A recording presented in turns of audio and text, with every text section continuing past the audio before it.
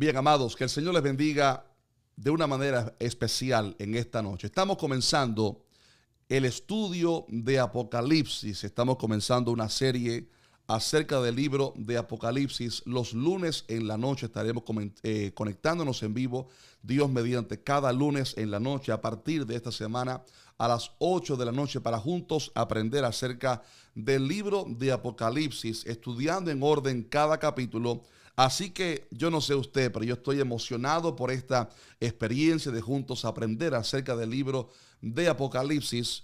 Y sabes que el libro de Apocalipsis es un libro sumamente importante estudiarlo. Muchas iglesias, pastores, no estudian el Apocalipsis o tienen temor de predicarlo, quizás por temor a las profecías que este libro contiene, quizás también por no comprender totalmente lo que este libro enseña, las señales, las cosas ahí escritas. Sin embargo, el libro de Apocalipsis es un libro sumamente importante que la iglesia estudie y aprenda, porque en el versículo 3 vemos que dice: bienaventurado el que lee y los que oyen las palabras de esta profecía y guardan las cosas en ella escritas, y dice: porque el tiempo está cerca.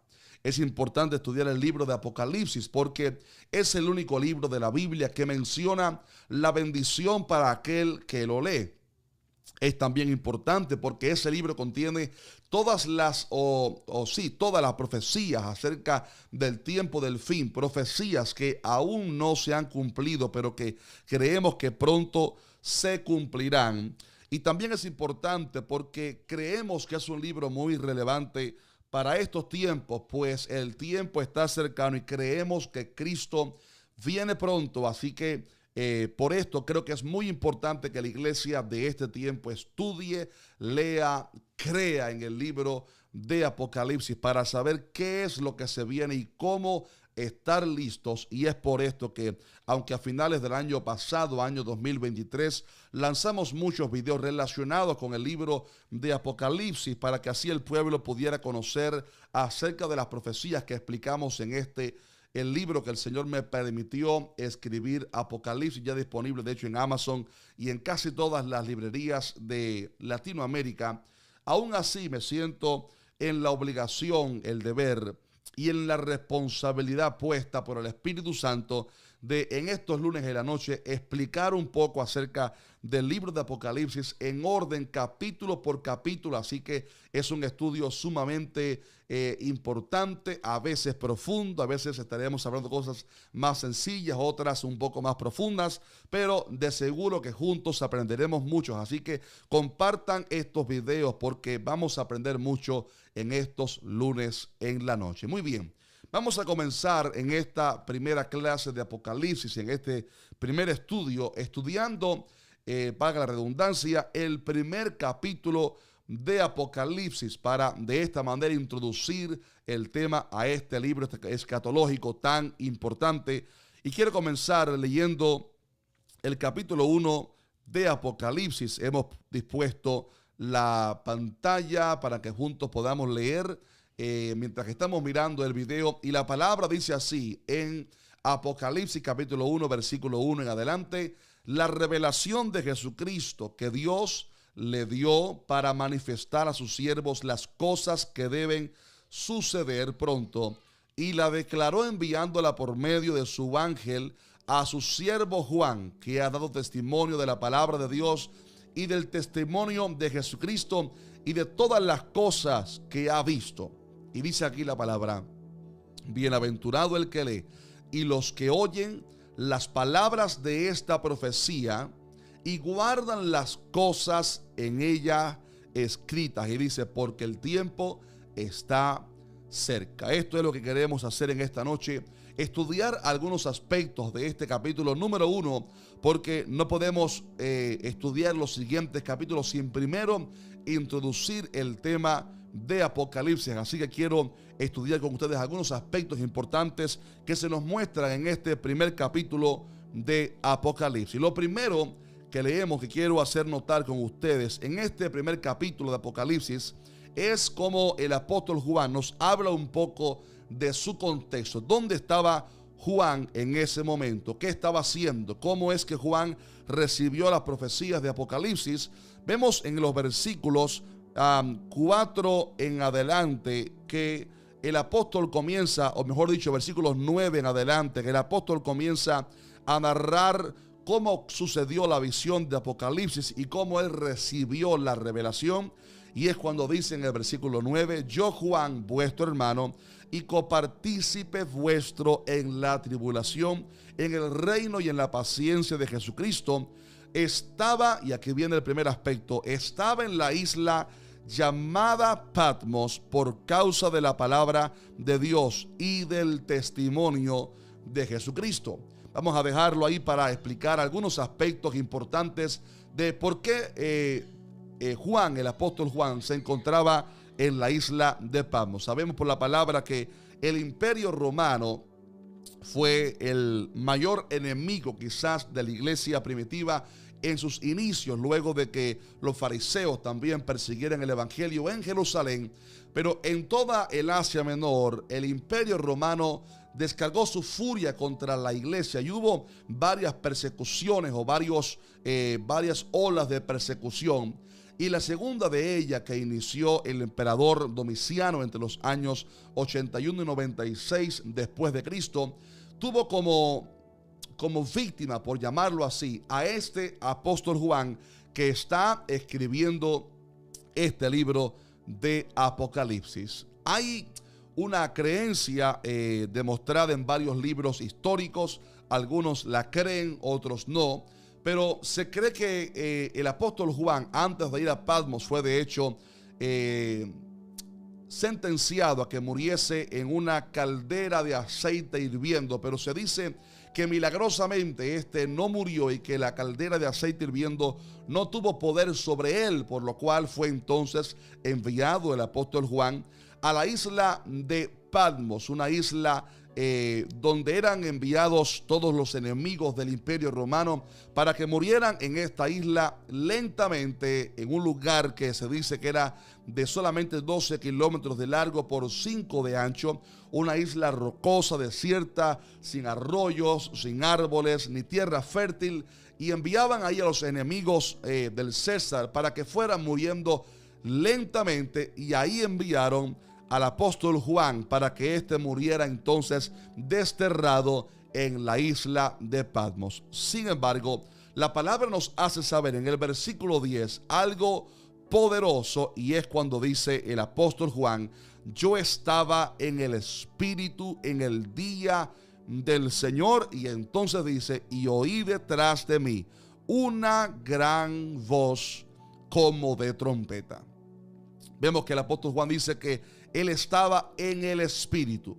¿Qué es estar en el Espíritu? En el contexto, en el original, esta palabra está hablando acerca de un éxtasis. Un éxtasis es una visión que alguien ve donde se cierran, se bloquean, se inhabilitan los sentidos naturales de la visión, el oído, y Dios, digamos que lleva a esa persona como si fuera un sueño, pero estando despierto, pero insisto, deshabilitados los sentidos, y Dios le revela algo similar a lo que le aconteció de hecho al apóstol Pedro allá en el libro de Hechos, que vemos que él estaba orando al mediodía cuando de repente tuvo un éxtasis y él vio un gran lienzo que bajaba del cielo con todo tipo de animales inmundos como lo veían los judíos, y entonces oyó una voz que le decía: levántate, Pedro, mata y come. Y sabemos que aquella visión estaba hablando acerca de cómo el evangelio debía ser compartido también con los gentiles,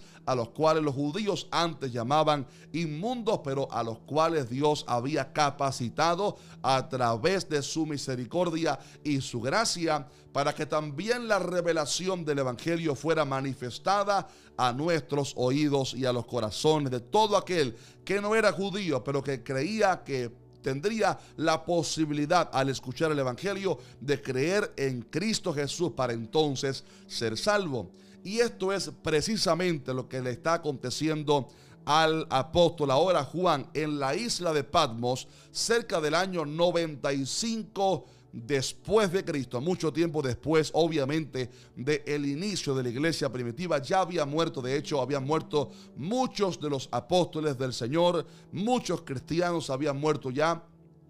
Y entonces este Juan está condenado a Patmos, y ahí entonces, en el día del Señor, una frase muy usada en el Nuevo Testamento para hablar acerca del domingo, ya que aunque los judíos celebraban el Shabbat, el sábado, obviamente la iglesia comenzó a celebrar sus cultos principales el día domingo. Así lo vemos evidente en la palabra cuando el apóstol Pablo dice: recojan las ofrendas el primer día de la semana cuando se reúnan, lo cual evidencia que la iglesia en toda el Asia Menor no se reunía los sábados ya, sino los domingos, porque el Señor había resucitado un domingo al amanecer, un domingo en la mañana. Y tal parece que este Juan, a solas allí en Patmos, estaba celebrando su culto al Señor en medio de su angustia. Y quiero aquí hacer una pausa para transmitir una palabra gloriosa.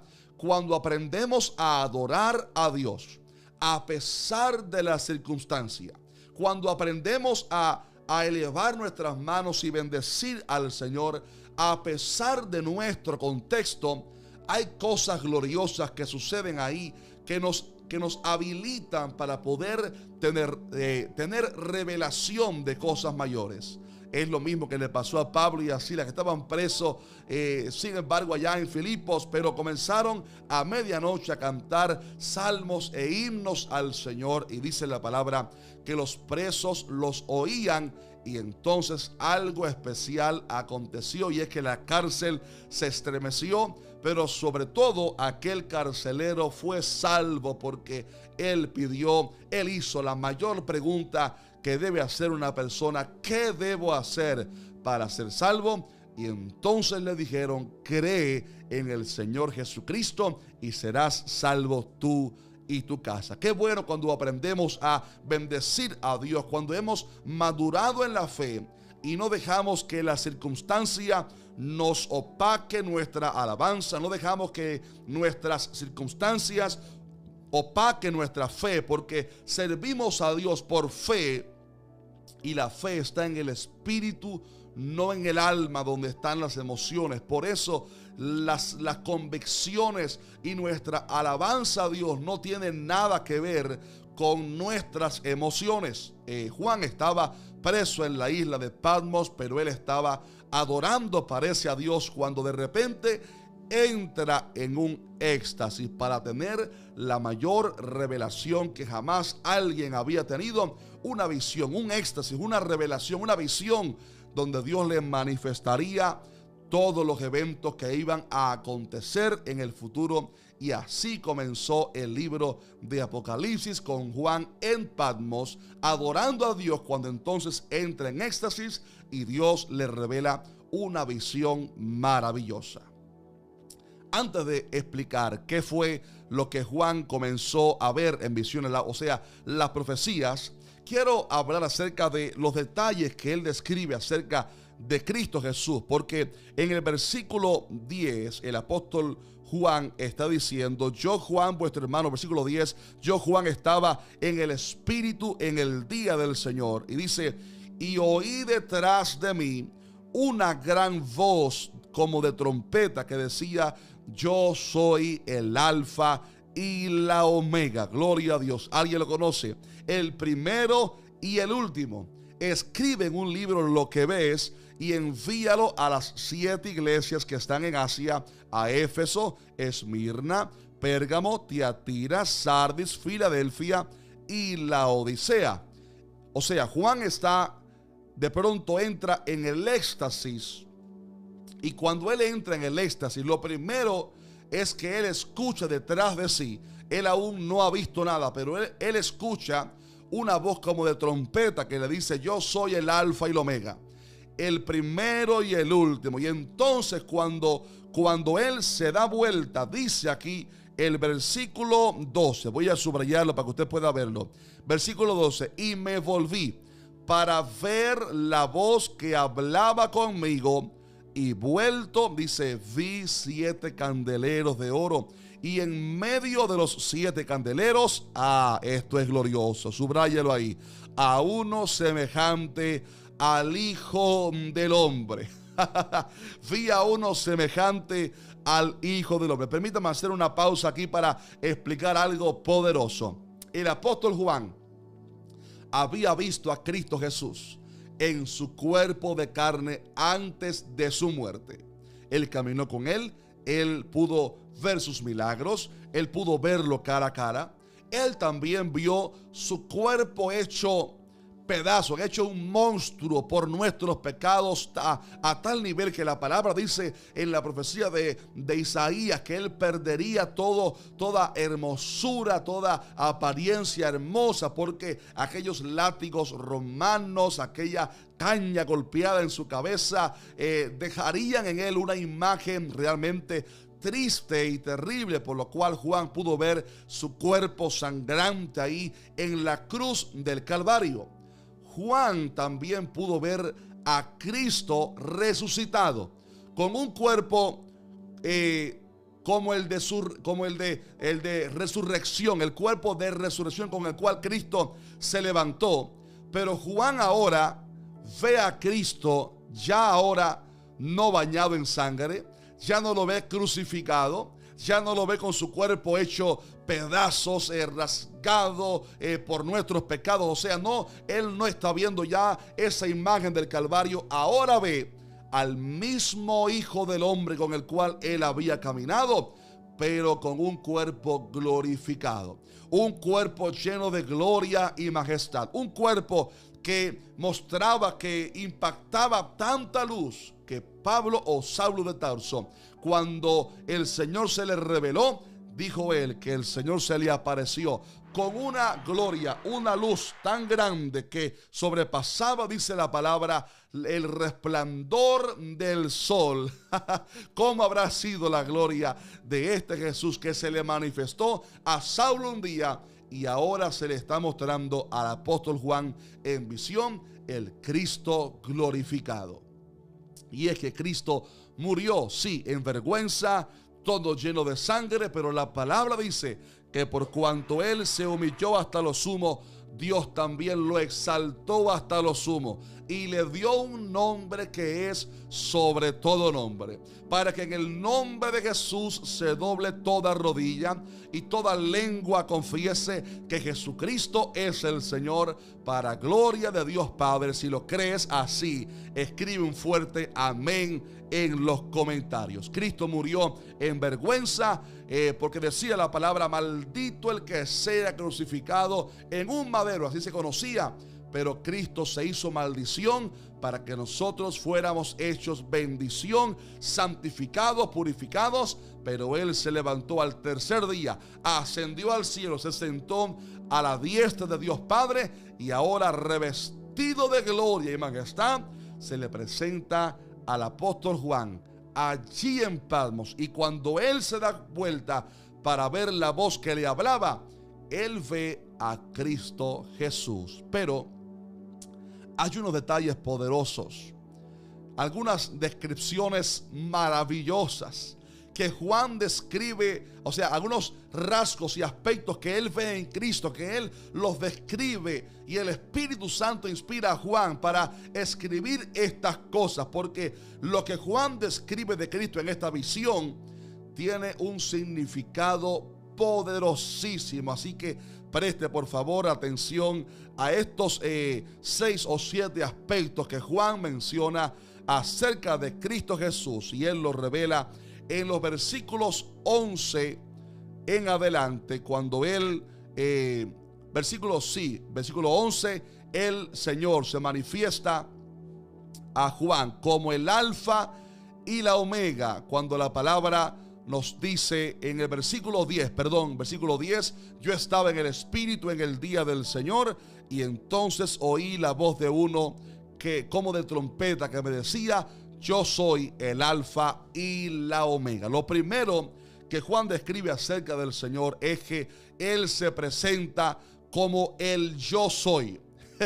El mismo yo soy que había hablado en el Antiguo Testamento que se había manifestado a Israel para demostrarle que Él es el Dios verdadero. El mismo Cristo que en Juan dice la palabra que Él se presentó varias veces como el yo soy, ahora se manifiesta y dice: yo soy el principio y el fin. Yo soy el alfa y la omega.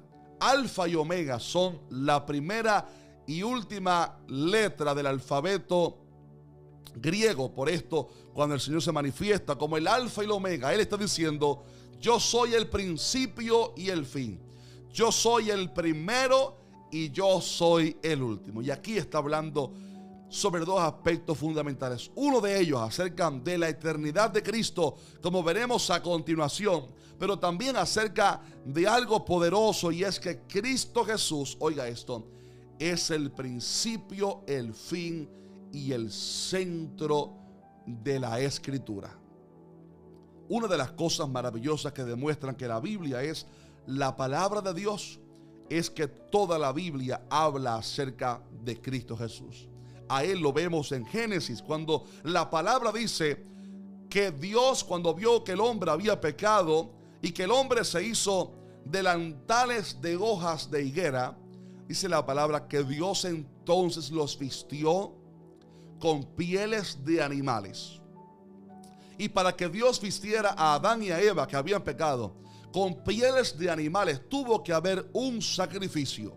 Un sacrificio que no hizo Adán ni hizo Eva. ¿Quién lo hizo? Dios. Por lo cual, el primer sacrificio lo hizo Dios. El primer sacrificio para cubrir el pecado del hombre, ¿lo hizo quién? Lo hizo Dios. Y entonces el Señor cubre con pieles de animales la desnudez de Adán y Eva. Y esto era un mensaje profético acerca de Cristo Jesús. Porque las hojas de higuera representan las obras del hombre para cubrir o tapar sus pecados. Pero todas nuestras obras son insuficientes ante la justicia de Dios. Por esto el Señor los cubrió con pieles de animales, y para esto tuvo que haber un sacrificio. Aquí entonces profetizando Dios a través de este acto que vendría un día un sacrificio perfecto, no puesto por el hombre, sino puesto por el mismo Dios, como dijo Abraham: Jehová se proveerá de cordero para el holocausto. Y así como también Dios lo había dicho o profetizado a la mujer, a la serpiente, cuando dijo: la simiente de la mujer te golpeará en la cabeza, habló ahí acerca de Cristo. Por esto toda la Biblia habla acerca de Cristo. Ahí lo vemos en Génesis, como ya vimos. A Él lo vemos en Éxodo, cuando el cordero expiatorio fue muerto para que su sangre cubriera las casas de los hebreos y así la muerte no entrara a aquellos hogares. A Él lo vemos en Levítico. A Él lo vemos en el libro de Jueces. A Él lo vemos tipificado a través de todo el Antiguo Testamento, y a Él lo vemos obviamente en cada enseñanza, doctrina del Nuevo Testamento acerca, porque Cristo Jesús es el primero y el último, el alfa y el omega, el centro de la Escritura. Número 2. Juan dice en el versículo 13 que él ve al Señor vestido de una ropa, versículo 13, aquí lo tenemos, vestido de una ropa que le llegaba hasta los pies y ceñido por el pecho con un cinto de oro. ¿De qué está hablando aquí el apóstol Juan? Aquí está hablando acerca del sacerdocio y reino de Cristo. Esta ropa, vestido, dice, de una ropa que le llegaba hasta los pies y ceñido por el pecho con un cinto de oro. Esto está hablando acerca del sacerdocio y reino de nuestro Cristo, porque la palabra enseña en Hebreos 4:14 que Cristo Jesús es nuestro gran sumo sacerdote. Ojo a esto: los profetas representaban al pueblo delante, o sea, a Dios delante del pueblo. Ellos recibían de Dios una palabra y venían al pueblo para compartirla. Pero el sumo sacerdote tenía la misión opuesta. Él representaba al pueblo delante de Dios. O sea, él venía delante de Dios a favor del pueblo e intercedía por el pueblo. Qué hermoso es saber que Cristo Jesús es nuestro sumo sacerdote, que entró al lugar santísimo, no el terrenal en Jerusalén, sino al celestial, no con sangre ajena, sino con su propia sangre, para entonces presentarse ante el Padre como sumo sacerdote y clamar, entonces interceder a favor nuestro, para que con su sangre seamos limpiados, purificados. Por esto habla acerca de Cristo Jesús como nuestro sumo sacerdote. Versículo 14, mire qué precioso este versículo. Dice: su cabeza y sus cabellos eran blancos como blanca lana, como nieve. Dice, y sus ojos, bueno, luego veremos sobre sus ojos, pero dice: su cabeza y sus cabellos eran blancos como blanca lana. Dice, y lo compara con la nieve. Esto habla, queridos hermanos, acerca, esto simboliza acerca de la eternidad de Cristo Jesús. Y va acorde a lo que vio Daniel en el capítulo 7, cuando dice: y se sentó un anciano de días, cuyo vestido era blanco como la nieve, y el pelo de la cabeza como lana limpia. Y esto está hablando acerca de la eternidad de Cristo Jesús. Hay una falsa doctrina por ahí que dice que Jesús es un Dios con minúscula, que Él es un Dios creado o que Él es un ángel creado. Pero la Biblia habla acerca de Cristo como el verbo que era en el principio, el verbo que era con Dios y el verbo que era Dios. Dice también que todas las cosas fueron hechas por Él y que Él es antes de todas las cosas. Ahora vemos a Jesús con el cabello, sus cabellos blancos como la blanca lana, como la nieve, hablando acerca de su eternidad. Cristo no fue creado, Él es eternamente y para siempre.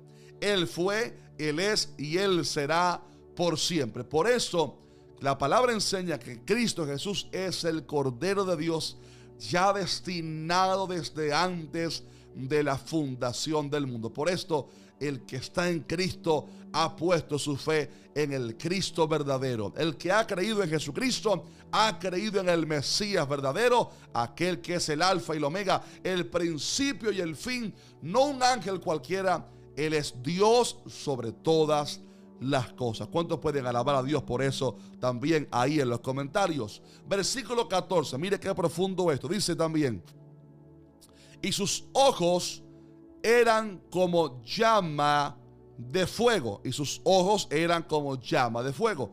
¿De qué está hablando aquí la palabra cuando dice que los ojos del Señor eran como llama de fuego? Mi querido hermano, aquí está hablando acerca de la omnisciencia de Cristo, porque Él todo lo escudriña aún hasta lo más profundo del corazón.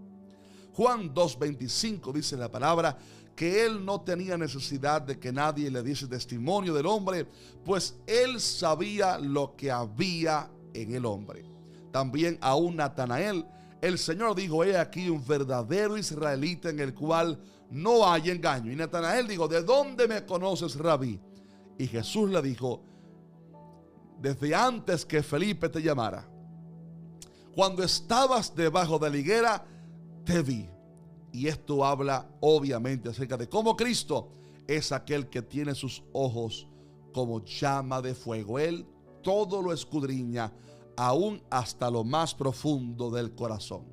Por esto de Cristo no nos podemos esconder. Por esto no nos podemos esconder. Por eso en el juicio frente al gran trono blanco, nadie podrá esconderse. Nadie podrá esconder un pecado, porque el que va a estar juzgando es uno que tiene ojos como llama de fuego, que todo le escudriña, aún hasta lo más profundo del corazón y de los pensamientos. Tremendo esto. Número 5, la palabra también dice en el versículo 15 que sus pies, voy a subrayarlo aquí para que usted pueda verlo, dice: y sus pies eran semejantes al bronce bruñido, refulgente como en un horno.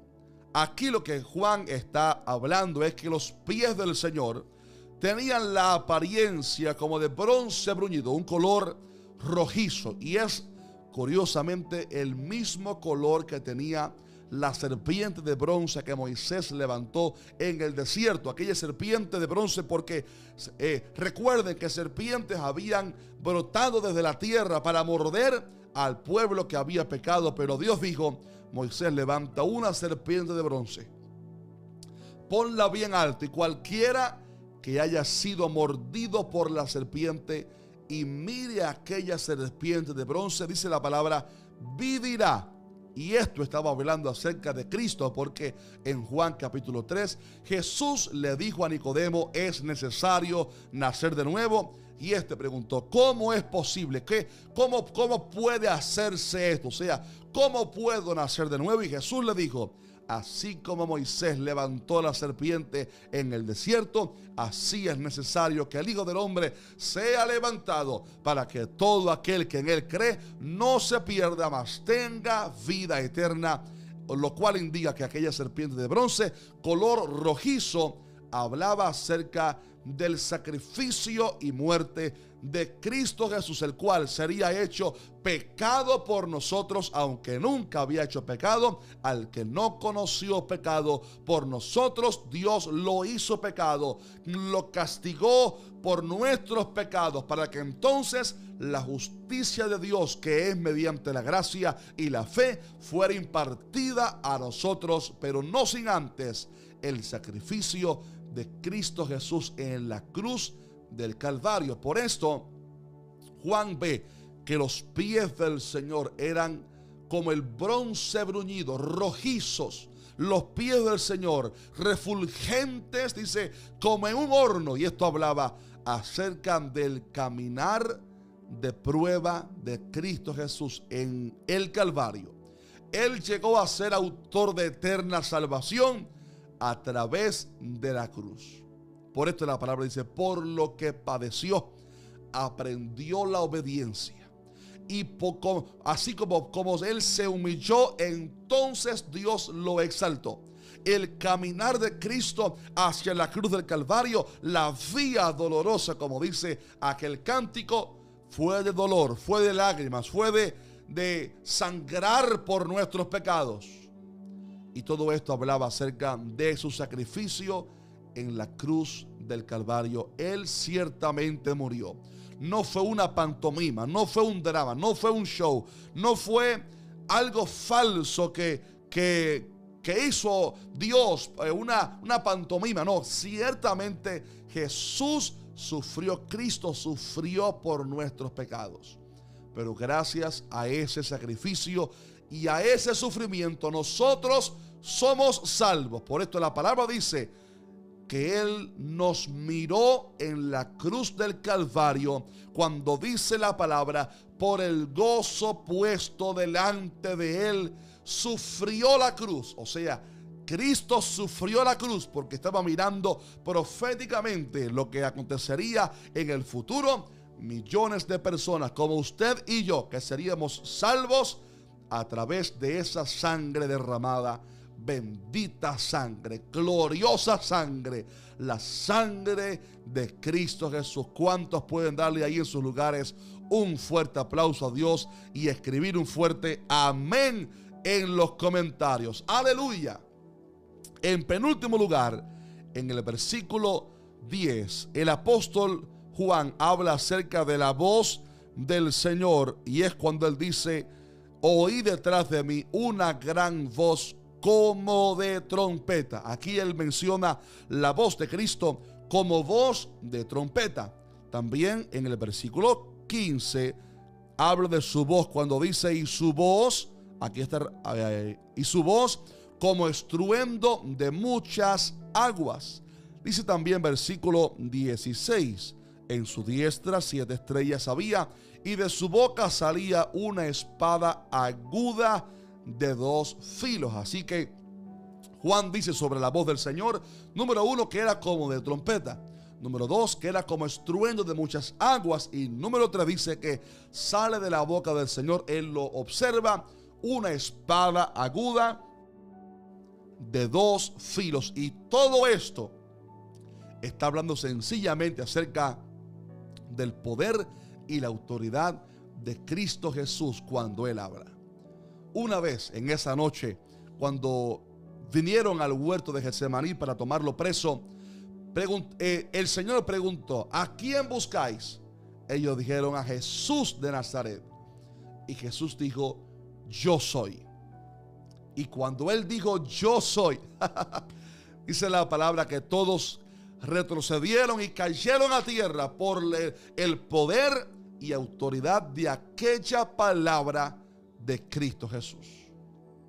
La autoridad de Cristo. Por esto, la palabra dice que aunque el anticristo se va a manifestar, al final la palabra dice en Tesalonicenses que Cristo lo matará con el espíritu, con la espada que sale de su boca. Es que la palabra de Cristo edifica, bendice, levanta muertos, bendice, pero también dicta sentencias sobre los enemigos. Y cuando Cristo habla, los enemigos tiemblan, retroceden y caen por la autoridad de la palabra de Cristo. Por eso, cuando estés en guerra espiritual, pronuncie la palabra de Dios. Cuando usted pronuncia esta palabra, hay victoria en el mundo espiritual. Hay victoria en los aires, en el reino espiritual. Hay victoria para usted y su familia. Hay sanidad para usted cuando usted menciona la palabra de Cristo. Hay sanidad, hay victoria, hay liberación, hay bendición, hay edificación para usted y para mí cuando pronunciamos la palabra de Cristo, porque esta palabra es viva y eficaz, porque esta palabra vino de Cristo. Él es la palabra encarnada y esta es la palabra inspirada por su Espíritu Santo, y Cristo y la palabra son unos. La Biblia está llena de Cristo. Por esto, cuando usted habla la palabra, hay poder y autoridad y vida en esa palabra, en la palabra de Cristo Jesús. Y en último lugar, también el apóstol Juan dice en el versículo 16, al final, que su rostro era como el sol cuando resplandece en su fuerza. Y esto enfatiza la gloria del Cristo, que es el sol de justicia. Qué revelación tan gloriosa. Cristo se le manifiesta a Juan antes de revelarle el Apocalipsis. Cristo, oiga esto, porque esto vino en este instante. Esto viene como palabra rema. Cristo primero se le presenta, se le manifiesta a Juan antes de mostrarle las visiones. Porque no puede haber revelación sin Cristo Jesús. No puede haber profecía sin Cristo Jesús. No puede haber sanidad sin Cristo Jesús. No pueden ser abiertos los ojos sin Cristo Jesús. Por esto, el que no tiene a Cristo anda en oscuridad y en tinieblas y no puede entender la Escritura porque no ha tenido un encuentro con Cristo. Pero dijo Pablo acerca de los judíos que leían la ley con el velo puesto, que cuando reciban al Señor el velo será quitado. No puede haber bendición sin Cristo. Primero hace falta una revelación de Cristo, o sea, entender quién es Cristo, conocer a Cristo. Por esto, si hay alguien mirando este video que aún no es cristiano, no vas a tener revelación sin Cristo. No vas a entender la Biblia sin Cristo. No vas a entender el Evangelio sin Cristo, porque el que no naciere de nuevo no puede no solamente entrar, sino ver o entender el reino de Dios. Hace falta primero un encuentro con Cristo. Por esto Saulo, lo primero que cambió su vida y marcó un antes y un después fue un encuentro con Cristo Jesús. La palabra dice en el versículo 17, la reacción de Juan cuando vio al Señor. Dice el versículo 17, cuando le vi, caí como muerto a sus pies y él puso su diestra sobre mí diciéndome: no temas, yo soy el primero y el último. No hay persona que pueda ver la gloria de Dios y quedarse de pie. No puede haber persona que vea su gloria y que no se quebrante. Y es que solamente cuando nos humillamos ante su presencia es que estamos calificados para poder recibir entonces la revelación de la palabra de Dios y ver cosas mayores de Dios.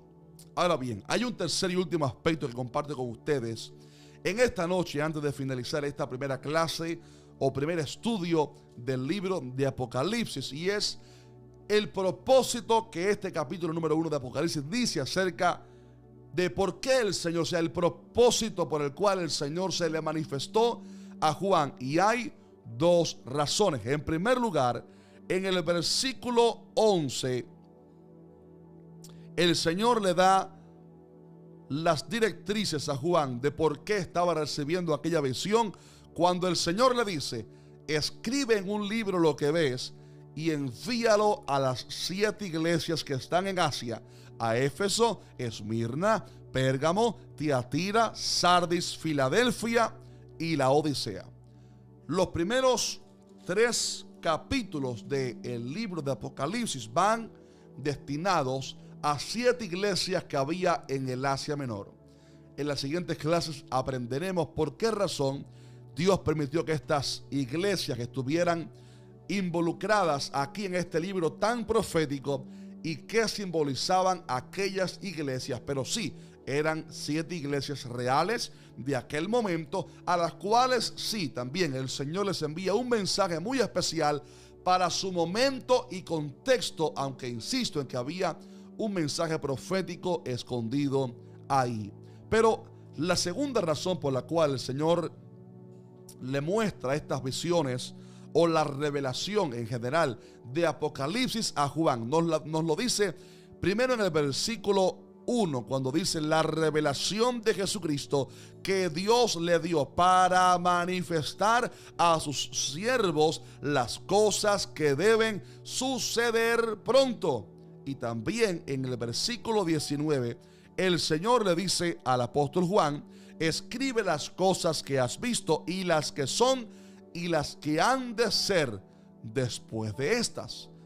Note cómo el Señor dice: escribe lo que has visto, o sea, pasado, y las que son, presente, y las que han de ser después de estas. Esto nos dice que el Señor estaría manifestándolo, revelándole a Juan algunas visiones para el tiempo presente de aquel momento, o sea, a las 7 iglesias, pero también le manifestaría o le revelaría una serie de visiones que no eran para ese momento, sino para el tiempo del fin. Por esto es un error pensar que el Apocalipsis es un libro que ya pasó, o pensar que todo el libro de Apocalipsis hablaba acerca de profecías que ya sucedieron, como la destrucción de Jerusalén, por ejemplo, lo cual aconteció antes de la escritura del libro de Apocalipsis, lo cual fue en el año 95 después de Cristo, y Jerusalén fue destruida en el 70 después de Cristo. Así que Jesús hablaba acerca de eventos proféticos que estarían sucediendo al final de los tiempos, profecías que aún no se han cumplido. ¿Cuáles profecías son estas? ¿Cuáles son las profecías que todavía hoy no se han cumplido, pero que el libro de Apocalipsis profetiza? ¿Cuáles son las visiones que el Señor le mostró a Juan acerca del tiempo del fin y qué significan? O sea, ¿qué va a pasar en el futuro?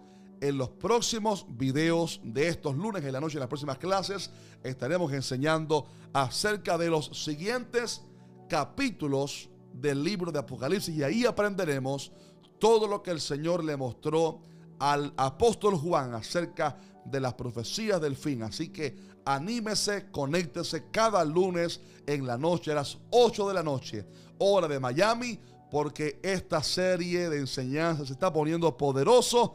Si lo crees conmigo, escribe un fuerte amén en los comentarios. Y si te bendijo esta enseñanza, déjanos por favor un fuerte like para que así veamos tu apoyo a este mensaje. Y recuerda que si aún no tienes mi libro acerca de Apocalipsis, aquí explicamos todas las profecías del fin, y de hecho le animo a que si usted no lo tiene, lo consiga para que juntos estudiemos el libro de Apocalipsis. Leyendo también este libro le va a servir muchísimo si usted puede tenerlo ya, y si ya lo tiene, téngalo presente en estas clases, en estos estudios de los lunes en la noche, para juntos estudiar las profecías acerca del fin. Así que gloria a Dios. El siguiente lunes será un tiempo de mucha bendición.